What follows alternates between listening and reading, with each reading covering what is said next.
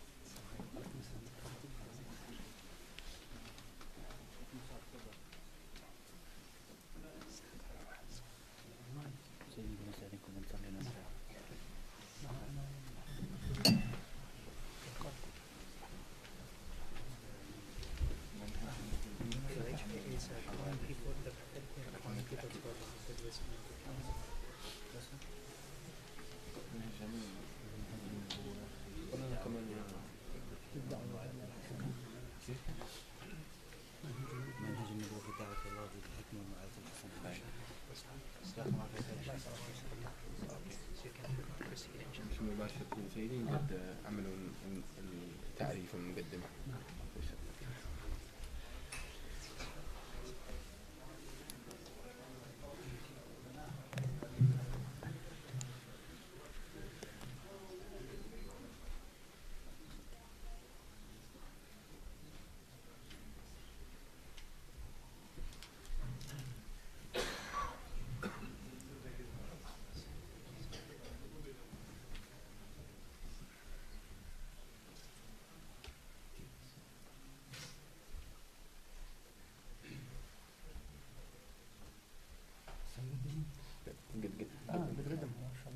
الحمد لله الكريم المنان الرحيم الرحمن الذي جمعنا وإياكم في هذه الساعة المباركة نتلقى الرحمات الإلهية والبركات الربانية. Alhamdulillah, the generous, the one that constantly bestows, we show gratitude and praise to him, the one that gathered us in this blessed space, in this blessed time. ونتلقى العطايا الكبيرة والأجور الوفيرة من المولى سبحانه وتعالى.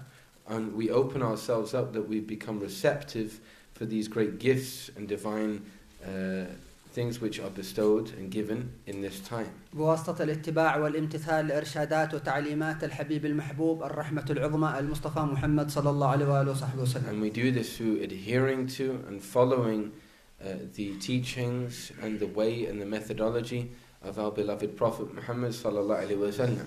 المصطفى محمد صلى الله عليه وسلم الخليفة الكامل عن المولى سبحانه وتعالى في أرضه. The chosen one, Al-Mustafa Muhammad sallallahu alaihi wasallam, the absolute vicegerent or steward, the one that was sent as an ambassador unto God upon his earth. والأنبياء والرسل جعلهم الله سبحانه وتعالى خلفاء الله جل في علاه في أرضه كما قال سبحانه وتعالى يا داود إنا جعلناك خليفة في الأرض وكما قال سبحانه وتعالى في حق أبينا آدم عليه السلام يا آدم إنا جعلناك خليفة في الأرض فالأنبياء والرسل خلفاء الله سبحانه وتعالى في أرضه. Just as Allah subhanahu wa ta'ala chose prophets and messengers to be khulafa, which is the plural of khalifa. Khalifa means a steward who is representing, and a viceroy for God on earth. As Allah subhanahu wa ta'ala said to Prophet Adam alayhi salam, O Adam, indeed we are making you a steward upon earth. قال الله للملائكة إني جاعل في الأرض خليفة. كلم الله سبحانه وتعالى ملائكته العظام الكرام في العالم العلوي وقال لهم إني جاعل في الأرض خليفة. And Allah spoke in a way which is befitting to His Majesty from the celestial realms to the angelic realm, to His malaika, the angels. And He said, إني جاعل في الأرض خليفة. Indeed, I am making upon earth a viceroy or a khalifa, a steward. الملائكة أمام الحق سبحانه وتعالى أبدوا ما في بواطنهم من التخوفات من وجود نوع من المخلوقين في الأرض يخلف الذين كانوا قبلهم. So the malaika in response conveyed that which they had, which had come to their understanding of things, and they said that in terms of their fears of what would take place were man to become the viceroy upon earth. قالوا أتجعل فيها من يفسد فيها ويسفك الدماء ونحن نسبح بحمدك ونقدس لك قال إني أعلم ما لا تعلمون. And they said, will you make somebody who works corruption on earth and spills blood, and we sing and extol your praises and glorify you?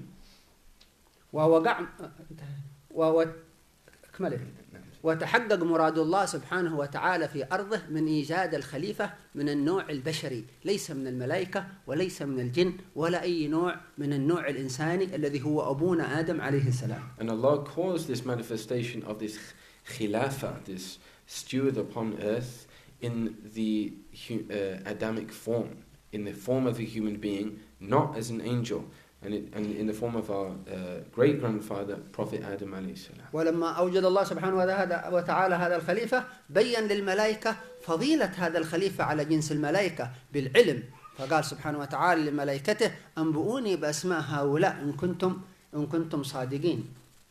And Allah subhanahu wa ta'ala then unveiled some of the deeper wisdoms for his choice of the human being as opposed to the angel as being the vicegerent of God on earth. And the reason for this was knowledge, that Allah gave a deep understanding to the human being and a capacity to intuit, which the malaika were not able which the malaika did not possess. انظروا كيف أدب الملائكة مع الحق سبحانه وتعالى عندما سألهم عن أسماء هذه الموجودات. أولا تنزيه قبل الكلام مع الحق عز وجل، التنزيه، ونحن قبل الدعاء، قبل أن نطلب شيء من الله سبحانه وتعالى أولا الحمد والشكر، قالوا سبحانك لا علم لنا، ثم استدركوا إلا ما علمتنا، ثم أثنوا إنك أنت العليم الحكيم. فكان بعد هذا إيجاد الخليفة الأول أبونا آدم، ثم الخليفة الخاتم الوارث الأنبياء كلهم المصطفى محمد صلى الله عليه وسلم، الذين نحن من أمته الآن نمشي على نهجه في هذه الخلافة وتحقيق مراد الله سبحانه وتعالى في أرضه وبين عباده. So when this reality started to be conveyed and the wisdom started to be explained about the realities of knowledge and understanding, the terminology in the Quran is asma, which literally translated means names, and there are different positions of what this actually alludes to. But the malaika understood immediately, and their response, if you look to their response, the first thing that they said was what's called tanzih, which is literally to render something transcendent and beyond. It's a form of glorification. They say subhanaka, glory be to you. That was their response when they were told this answer. The second part to their response was La ilma lana. We have no knowledge. We don't understand. We admit now we have no understanding. Illa ma alamta, except that which you teach us. Innaka antal alimul hakim. Indeed, you are the all-knowing, the all-hearing. فإذا نحن نمشي على منهج الأنبياء ومنهج خاتمهم النبي المصطفى صلى الله عليه وآله وصحبه وسلم في القيام بوظيفته في الأرض، وهي الدعوة، وهي سر الخلافة في الأرض. الدعوة سر الخلافة. So after this response from the malaika, this is when Allah subhanahu wa ta'ala created the Khalifa, the true vicegerent of God, the steward of God and His message and His teachings upon earth. This came forth through the lineage of the prophets and was culminated and expressed in the most perfect form in the chosen one, Sayyidina Muhammad sallallahu alaihi wasallam. And us, in following upon this methodology, in following in his way sallallahu alaihi wasallam, similarly become conduits to this end. ومعنى الدعوة يعني الدلالة على الحق، الإرشاد إلى الهدى، الإرشاد إلى الصواب، التسبب في الهداية. ندل على الحق، نرشد للصواب، نتسبب في الهداية. تأتي الهداية من الله سبحانه وتعالى. And what we mean by this end is to realize the understanding for our existence, which is to call and summon ourselves and others back to Allah subhanahu wa ta'ala. And what we mean is that we take various means, you employ a sound methodology to call people and connect people's hearts back to Allah subhanahu wa ta'ala, be a means for that light to enter into people's hearts. والمولى سبحانه وتعالى علم الأنبياء كيف يقومون بهذه الدعوة، كيف يقومون بهذه الإرشاد لعباده. And Allah subhanahu wa ta'ala taught His prophets and His messengers the methodology, the how-to of calling these people back to Him. فإذا نظرنا إلى الأنبياء المتقدمين أو نظرنا إلى خاتمهم النبي المصطفى محمد صلى الله عليه وآله وصحبه وسلم. So were we to look into the lives and the practice and the way of the previous prophets and into the life and the practice and the way of our beloved Prophet Muhammad sallallahu alaihi wasallam. فربنا قال سبحانه وتعالى لنبيه صلى الله عليه وسلم ادعو إلى سبيل ربك. ادع يعني دل وارشد وانصح إلى سبيل، إلى طريق ربك، وهي التوحيد والعبادة. بماذا؟ بالحكمة والموعظة الحسنة وجادلهم بالتي هي أحسن. We find that Allah addressed His Prophet sallallahu alaihi wasallam, the chosen one sallallahu alaihi wasallam, when He says, "Ud'u ila sabili rabbik," call, summon onto the way or the path of your Lord. Ud'u is a command. It means call, meaning to indicate, to guide, be a source, to direct people back to the path of God. والحكمة هذه الدعوة بالحكمة لغير المسلمين ندعوهم بالحكمة والموعظة الحسنة للمسلمين وللمصدقين بالكتب وجادلهم بالتي هي أحسن لأهل الكتاب من اليهود والنصارى تكون معهم المجادلة لكنها مشروطة بالتي هي أحسن إذا خرجت المجادلة عن الحسنى نسكت ونتركها فأنها تولد حينئذ تمردا وعصيانا وشرورا ولا تثمر هداية وسلاما وصلاحا. And after the command came from Allah subhanahu wa ta'ala, Ud'u ila sabili rabbika, call or summon unto the path of your Lord, the methodology was then given. Bil hikmah. And you can say this is with wisdom. There are different ways to interpret. They can mean through the sunnah of the Prophet sallallahu alaihi wasallam. But with wisdom, and Habib said that this was specific, it could be interpreted towards the non-Muslims. To call people and summon people in a way and using a means which is wise. And then the second portion of the verse, وَالْمَوْعِظَةِ الْحَسَنَةِ, and a gentle, they often say admonishing, but what it means in like to endorse people, to encourage people, but in a way which can stir something up within someone. Maw'idha hasana, but it still has to be beautiful. This, Habib said, is towards the Muslims, to people that already have belief. And then you have the last portion of the ayah, وَجَادِلْهُمْ بِالَّتِي هِيَ أَحْسَنُ, and you could say argue, but it's enter into a debate and a genuine exchange with that which is more beautiful, that which is better. And what it means is we don't argue in the way that we'll use it colloquially in the English language, just to get into an argument. But when you debate, you do it with principle and you do it with beauty. And this is for people, for the Jews and the people of the book. والحكمة هي في اللغة العربية معناها النظر في عاقبة الأمر كيف نفكر في نهاية الأمر وفي عاقبة الأمر قبل أن ندخل في بداية هذا الأمر. So the meaning of hikmah, which can be loosely translated as wisdom in the English language, it's understanding from an Arabic paradigm is to understand the implications to that which you do, and to have it in like a cognitive awareness of what you say and what you do has an effect, and to act in accordingly so that effect becomes something which is good. ولذلك الأنبياء قاموا بهذا المنهج مع من لم يؤمن بوجود الله سبحانه وتعالى. And for this reason we see that the Anbiya, the prophets, the great prophets of God, implemented this great methodology and were able to interact and interface with people that had no belief in God whatsoever. وكل مسلم ومسلمة ينبغي أن يأخذ نصيبه من إرث الأنبياء ولا يترك حقه من إرث الأنبياء. And every Muslim, both male and female, every single Muslim should take a portion and allow themselves to understand something of this and engage with something of this process of the methodology of the prophets of God. كما أن كل مسلم عاقل وكل مسلم مدرك أو حتى غير مسلم أحيانا لا يدرك نصيبه من إرث أبيه ولا من إرث أمه ولا من إرث من يرثهم فكذلك المؤمن المنور لا يترك نصيبه من إرث نبيه المصطفى محمد صلى الله عليه وآله وسلم. So just as we know technically in the law, any Muslim that is sound of mind will inherit from the rightful avenues of monetary inheritance within the context of the sacred law, from one's father if they pass away, from one's mother if they pass away. Then similarly, the Muslim that has intellect and is able to intuit things on a deeper level, not just a superficial person, then they're also not to bar themselves from this great opening of, you could say, a metaphysical inheritance, a spiritual inheritance. إذا ترك الإنسان مثلا مالا كبيرا ومالا كثيرا يرثه من أقاربه أو من أبيه أو غير ذلك فهو في نظر التجار أو في نظر المتعاملين بالحياة هذا غريب وربما يكون أقرب إلى الجنون كيف التجار يحرصون على المال وهو يتركه وكذلك إذا ترك الإنسان نصيبه في إرث النبي محمد صلى الله عليه وسلم هذا في نظر الأولياء شخص غريب كالمجنون كيف يترك نصيبه من إرث الرسول محمد صلى الله عليه وسلم ولو مع أهله أو أقاربه أو جيرانه. So if you extend this metaphor, if somebody were to be was due to inherit a huge amount of wealth from some relative, and for no reason whatsoever, they just decided not to take it. No due reason.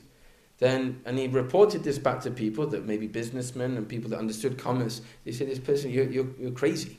This isn't, you can't be of sound mind. Why would you leave such amount of wealth for utterly no reason whatsoever?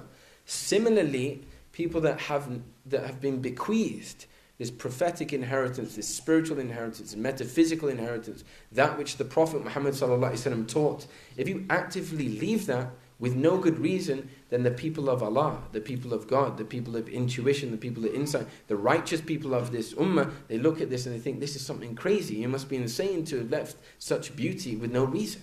فإذا أردنا أن ندعو أن نكون بالحكمة فمن مستلزمات الحكمة كما هو أخوذ من منهج الأنبياء ومنهج النبي المصطفى محمد صلى الله عليه وسلم الذي إن شاء الله نتكلم عنه ولو آخر الجلسة أو آخر الدرس. منهج الأنبياء في الحكمة أن يكون الكلام غير صادم، وأن يكون الكلام غير قوي، وأن يكون الكلام غير شديد. هذا من مستلزمات الحكمة في الخطاب مع غير المسلم. So if we consider this word for a moment, the understanding of hikmah, true prophetic wisdom, sacred wisdom, in the methodology, the way that we interface with the broader public, then there are certain prerequisites to this.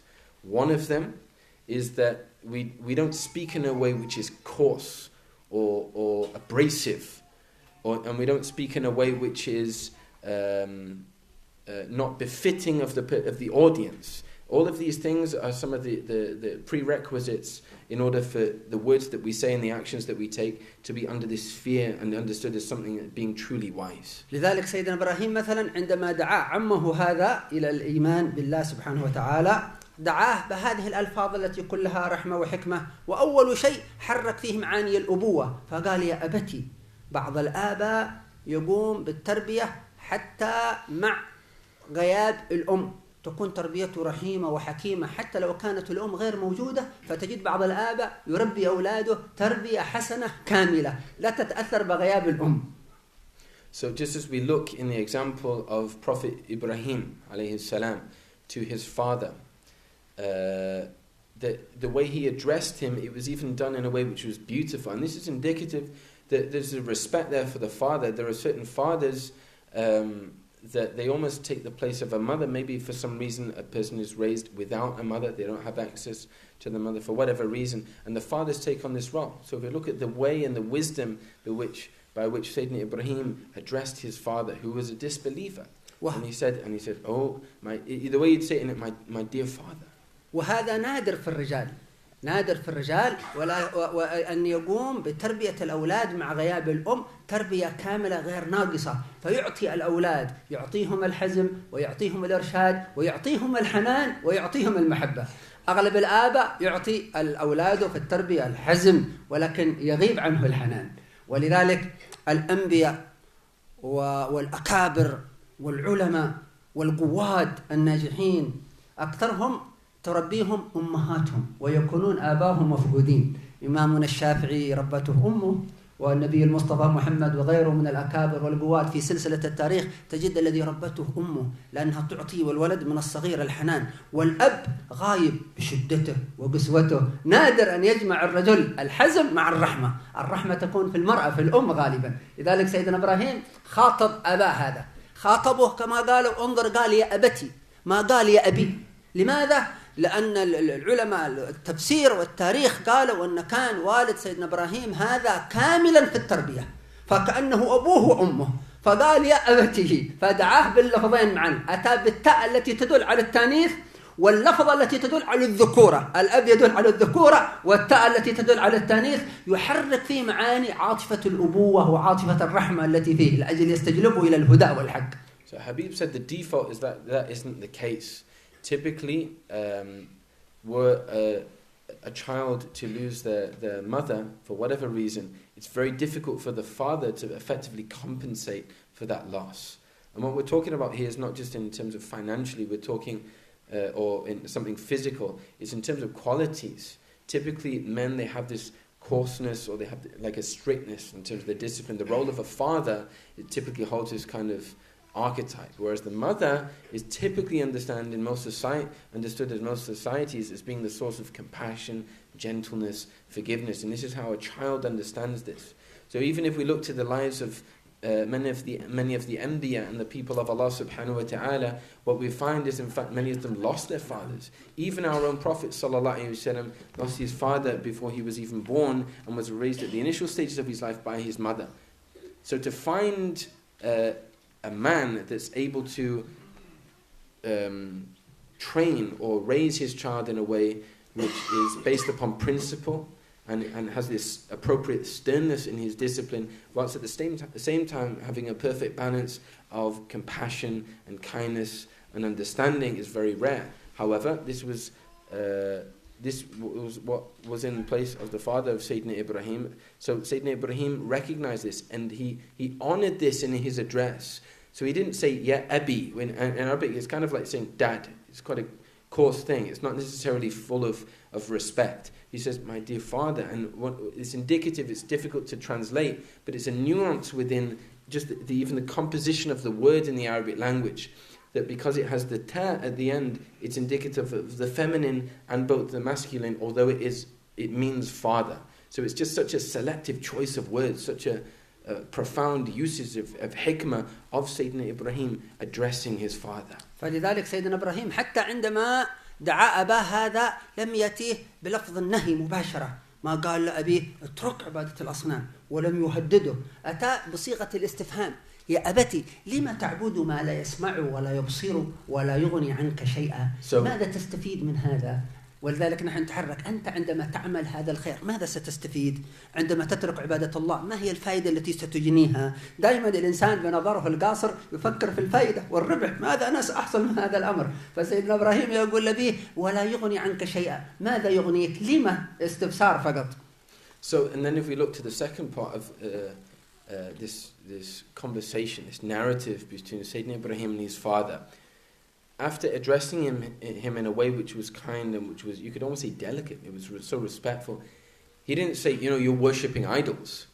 He asked him, what's the reason? Why are you worshipping these idols? Consider things. And there's a subtlety in terms of adab in that approach. It's full of wisdom. Why are you doing this? Come to your senses, effectively, Sayyidina Ibrahim was saying. Understand the implications to what you're doing. يا أبتي لما تعبد ما لا يسمع ولا يبصر ولا يغني عنك. And he said, oh my father, why? And he gave the logical reasoning. Oh my father, why do you worship? Why do you devote yourself to that which cannot hear, cannot see? انظر كيف بصيغة الاستفهام.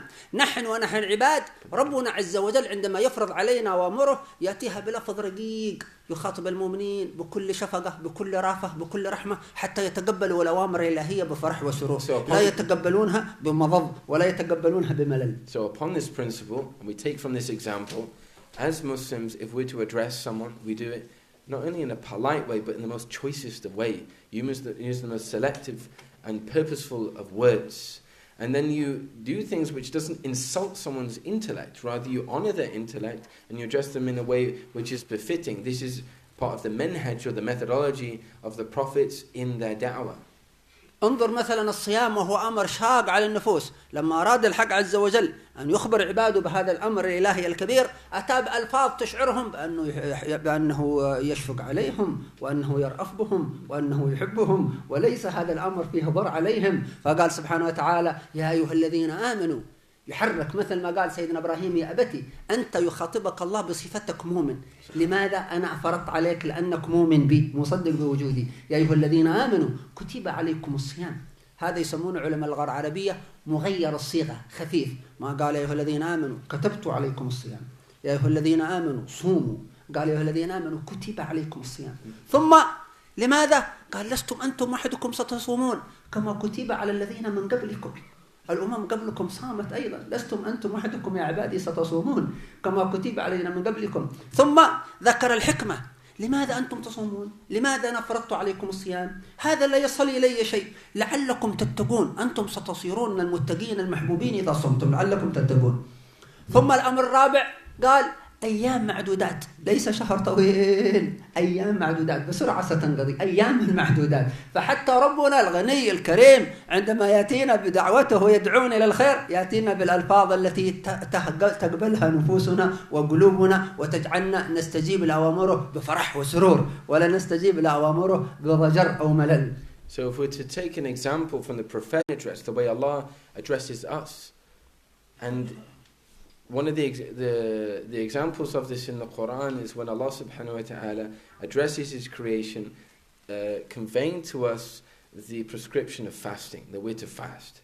If we look at the beginning of the verse, Allah says, Ya ayyuhalladhina amanu, O you who believe. And this stirs up something within the soul of a person that allows your ears to become attentive, that Allah Rabbul Alameen is addressing you. He means me. Ya ayyuhalladhina amanu. O you who believe. And then there's a second method, stage to this wisdom, the way Allah subhanahu wa ta'ala, Allah could have said, you're all to fast, or I've prescribed fasting for you. But the usage of the Arabic language, kutiba alaykum as-siyam, fasting has been prescribed for you. Allah was the one that's prescribing it. Allah is the one that has made it an obligation. He's ordained it, if you will. But Allah subhanahu wa ta'ala used the form kutiba, and it's this gentleness to ease that calling towards this performance or a movement towards the practice of this act. Kutiba alaykum as-siyam. Fasting has been prescribed for you. And then there was another method which he used just to make things easier for people and to make it closer to our understanding so we can implement it. كَمَا كُتِبَ عَلَى الَّذِينَ مِنْ قَبْلِكُمْ. As it was prescribed on those that came before you. Meaning you're not the only ones that had to do this. There were people and nations and communities that were ordained similarly in previous dispensations and different traditions that also were there to fast. كَمَا كُتِبَ عَلَى الَّذِينَ مِنْ قَبْلِكُمْ. As it was written for those that came before you. And then there's a fourth component to this address. Allah doesn't suffice just with that. Allah explains something of the wisdom. Or rather, Allah subhanahu wa ta'ala explains something of the wisdom where He says, لَعَلَّكُمْ تَتَّقُونَ. So you become people of deep God consciousness, of awareness of me, and you become beloved to me. أَيَّامًا مَعْدُودَات. Forgive me. So prior to that, أَيَّامًا مَعْدُودَات. لَعَلَّكُمْ تَتَّقُونَ أَيَّامًا مَعْدُودَات. So you have لَعَلَّكُمْ تَتَّقُونَ. That perhaps you might be people that are conscious of me, are aware of me, and you become beloved to me. And then the fifth is Allah subhanahu wa ta'ala says, أَيَّامًا مَعْدُودَات. Just a few days. Just a limited amount of days. An appointed amount of days. Not all year. Not it's going to be this super heavy month which you're not going to be able to bear. Select amount of days. So if you look at all of these wisdoms and that Allah subhanahu wa ta'ala chooses in order to call us back to authentic implementation of this divine. Allah could have said whatever He wants, Jalla Jalaluh. But from this, Allah subhanahu wa ta'ala is conveying to us an example similarly also of how we could be in calling to Allah to the creation. ثم بين الحق سبحانه وتعالى أن هذه الأوامر الإلهية ليست أوامر تعسفية افعلها بأي حال. لا، الأوامر الإلهية فيها خيارات ولها حكمة. الحكم من الصلاة، الحكمة من الصوم، الحكمة من الطاعات. ما هو خلف هذه العبادات؟ تسجد القلوب لله وتسجد الأرواح لعظمة الله. لذلك يفتحك الخيارات. أنت ما قدرت، مريض، لا يوجد في الدين أنا مريض صوم ولو تموت. أنا عملت عملية لا أقدر أن أصوم، لا يوجد في مذهب شافعي ولا حنفي ولا مالكي صوم ولو مت. أنا عملت عملية في عيني لا أقدر أن أسجد، لا يوجد في الدين اسجد ولو حتى تفقد بصرك. أنا عملت عملية في ظهري لا يوجد في الدين اركع ولو. لا، دين رحمة، في خيارات. من كان مريض أو على سفر فعدة من أيام أخرى. من كان لا يقدر أن يصلي وهو قائم صل وأنت جالس، ما قدرت وأنت جالس وأنت مضطجع. كل الأوامر الإلهية فيها خيارات بالتدرج مفتوحة. ما قدرت على هذا على هذا، لم تقدر على هذا على هذا، لكن قم بالعبادة وأنت فرح مسرور تعرف رحمة الله لك سبحانه وتعالى. And then beyond that we can see that Allah subhanahu wa ta'ala gives us dispensations, gives us kind of a leeway or a breadth where you have a scope of choice. That it's not you fast whether you're going to die, but you say, someone might say, I've got some kind of illness, I may need to go to the hospital. You have to fast no matter what, even if you die. And Habib said in none of the schools of thought within Islam, it says that if you know that you're prescribed by a doctor that you will die or you'll suffer from fasting, none of them are going to say you still have to fast. There's a breadth within this and the dispensations which compensate if you're not able to do so. Similarly, if we look to the wisdom of the prayer and the sajda, the prostration, is really to orientate the heart into a place where it prostrates to God. So it's not just form, that the heart becomes in a state that it's devoted and constantly yearning for Allah subhanahu wa ta'ala. If we don't find in any school of thought, in any authentic scholarly position within our deen, anyone saying, no, Allah says that you have to pray, even if you got, for example, something wrong with your eye. If I was to pray, I might go blind. Maybe someone has some kind of pressure, I don't know, not an optometrist. Someone has something wrong with their eyes. And then from this, we don't find this. Allah subhanahu wa ta'ala does things with ease. And He gives us this scope or this breadth where if you're not able to do this, then do this. If you're not able to do this, then do this. And this is part of the beauty and the wisdom that Allah subhanahu wa ta'ala has made for us. ولذلك مع أن هذه العبادات عظيمة إلا أنها يقصد أيضا بعد قيامها الحكمة منها. ما وراء هذه العبادات؟ مثلا الزكاة ما وراها التطهر من فضيلة البخل، من رذيلة البخل، والتحلي بالرحمة وإدراك حاجة الناس ومساعدة الناس. So even if we look, for example, with fasting, that Allah subhanahu wa ta'ala has shown us this, and also with zakah, with the apportioned amount of one's wealth and giving it, there is a purification with one's wealth. And the point here, the principle is Allah doesn't just tell us to do things, and He has every right to do so, but He tells us to do things, and then He clarifies the wisdoms behind this as a form of encouragement. And this is a form of Allah subhanahu wa ta'ala coming down, you could say, to our level in order to convey this to us. حتى ربنا عز وجل نسب الأموال إلينا، نحن وثيابنا وأموالنا وما نملك نحن مملوكون لله عز وجل، ولكن مع ذلك ربنا قال من رحمتي بكم أنا لا أريد أموالكم كلها، لأن مع أن ربكم الأعلى، فإذا قلت لكم أخرجوا أموالكم كلها من أجلي أنتم ستتضايقون، أنا أعلم بأنفسكم منكم، قال سبحانه وتعالى أنا أعلم ماذا يخوفكم وماذا يقلقكم وماذا يفرحكم وماذا يضايقكم، أنا أعلم بكم. لذلك قال في أموالنا نخرج الزكاة،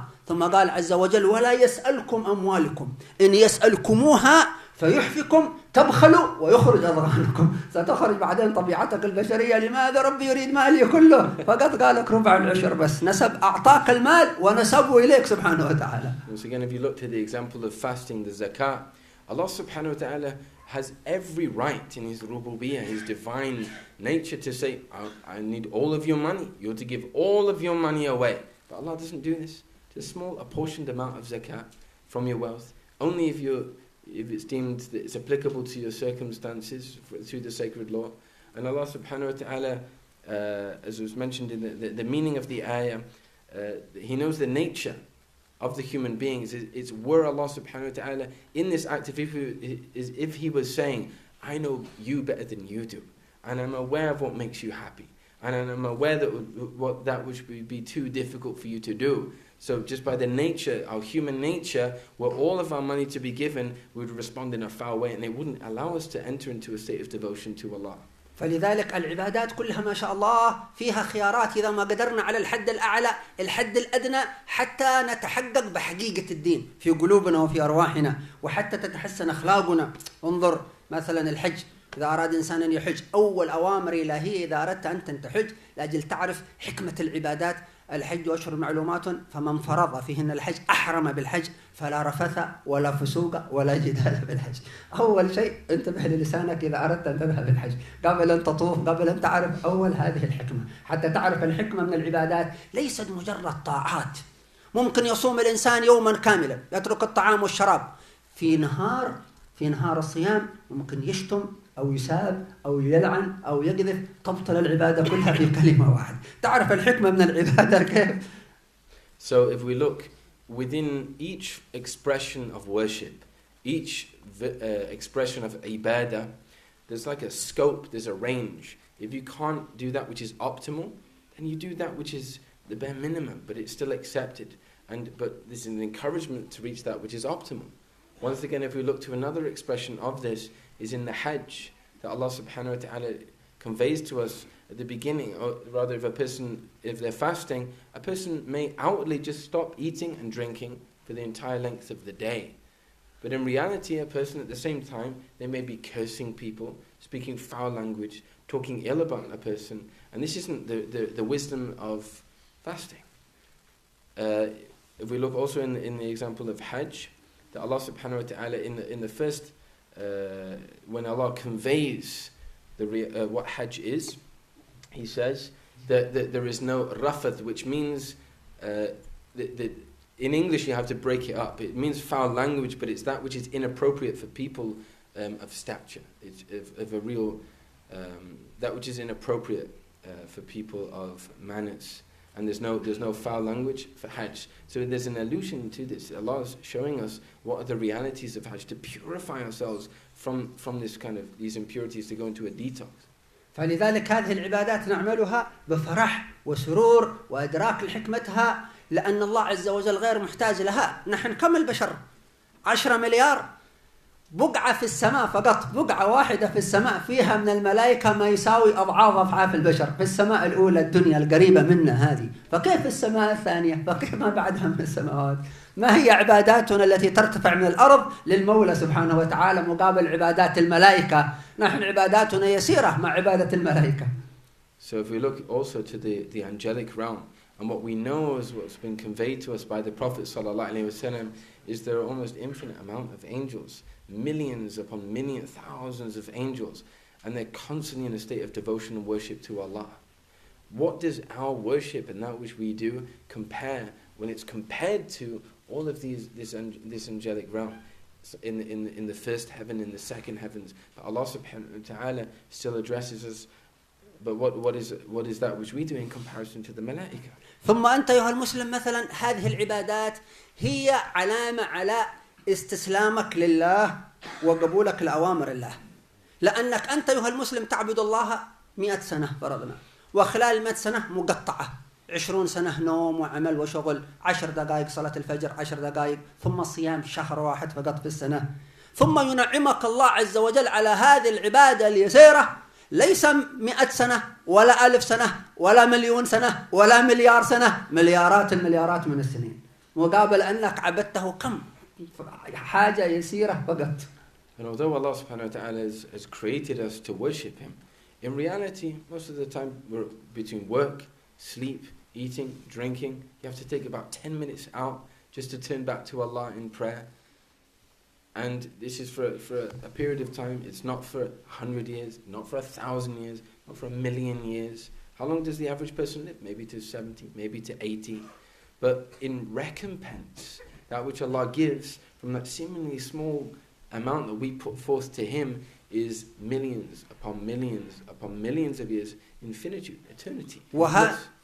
هذا جزاء عظيم لك أنك عرفت عظمة الله وصرفت قمت وأظهرت علامات استسلامك وانقيادك لأوامر الله، سواء كان بالمال اليسير من الزكاة، سواء كان بالوقت القصير في الصلاة، سواء كان بالوقت القصير في الصوم. يعطيك الله عز وجل هذا العطاء الأبدي مليارات السنين. المؤمن لو دخل في الجنة كما جاء في الحديث سن 33 سنة، صورته ومظهره كصورة سيدنا يوسف عليه السلام، أخلاقه كأخلاق النبي محمد صلى الله عليه وسلم، شاب من 30 إلى 33 سنة أبد الآبدين، لا يظهر فيك شعر بيضاء ولو بعد 1,000,000 سنة. أنت أول 1,000,000 سنة، ثاني 1,000,000 سنة في الجنة، 1000 سنة، 2000 سنة، لا تظهر فيك شعر بيضاء ولا يحضر فيك أي تغيير أبدا. أنت بهذا العطاء الأبدي من الله سبحانه وتعالى، مقابل أننا استسلمنا لربنا في أوامره يسيرة جدا، الصلوات، الصوم، الزكاة، الحج، وعدم الأذية لحد، فيعطينا ربنا هذا العطاء العظيم. So if we look for this limited, apportioned amount of time, and these limited and apportioned expressions of worship and devotion, where Allah subhanahu wa ta'ala tells us to fast to give a small portion of the entirety of our wealth, and we're to fast for 1 month out of the year. In recompense to this, you get eternity in bliss, in Jannah, in paradise. And a person that you're created, and the age you are in paradise is 33 years of age. You're upon the beautiful form. Your whole image changes to the form of Prophet Yusuf, who is known for his beauty. And your character, your kind of nature and your behavior is transformed into the nature and the behavior of the Prophet Muhammad sallallahu alaihi wasallam himself. So you become like him in your character. Not only this, but and you never get a single grey hair. Not after 100 years. Habib said even after 1,000,000 years, you're not going to find a single grey hair. In fact, there's no changing whatsoever to the reality of that bliss. لذلك ربنا سبحانه وتعالى يريد من هؤلاء البشرية ذرية آدم الإنسانية أن يعرفوا منهجه ويستسلموا له بالاختيار، بالعقل، ليس بالإكراه.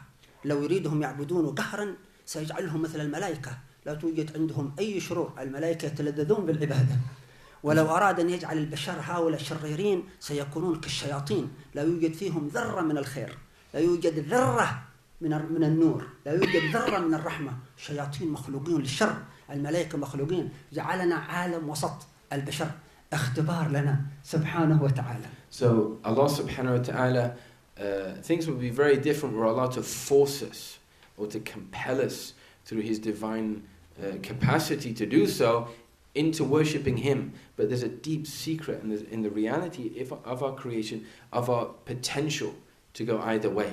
That you, out of choice, you've been given this sirr, this deep secret of the capacity to choose, to go this way or that way, to choose the path of devotion and worship and realization of the existence of Allah subhanahu wa ta'ala, or to choose a path of foulness and choose a path of absence of worship and disbelief in Allah subhanahu wa ta'ala.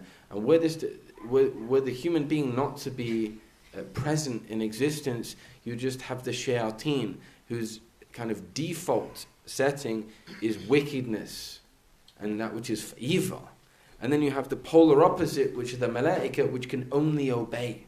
So it's as if the human being has been created with this capacity of discernment, and you have a choice of which way to go. You can go the way of the shayateen, or you can go the way of the angels. And from this, incredible things start to appear through the expression of devotion of the human being, and this is part of the divine wisdom of choosing the human being as the vicegerent in His creation. لذلك ربنا سبحانه وتعالى قال لنا اعبدوني وأطيعوني في هذا الوقت القصير اليسير وأنا سأعطيكم كل ما تطلبون ولا تتبعوا الشياطين هؤلاء المخلوقات الشريرة لا تتبعونهم إن اتبعتموهم سأجعلكم معهم وسأعاقبكم قال سبحانه وتعالى. So for this reason Allah subhanahu wa ta'ala addressed us by saying, so worship me, obey me, follow in my way, and if you do so, I'll give you things and bestow upon you things and you resemble the malaika, and you will taste things which resemble that which the angelic realm tastes from the realities of their existence. If you choose not to, then your life will be very different.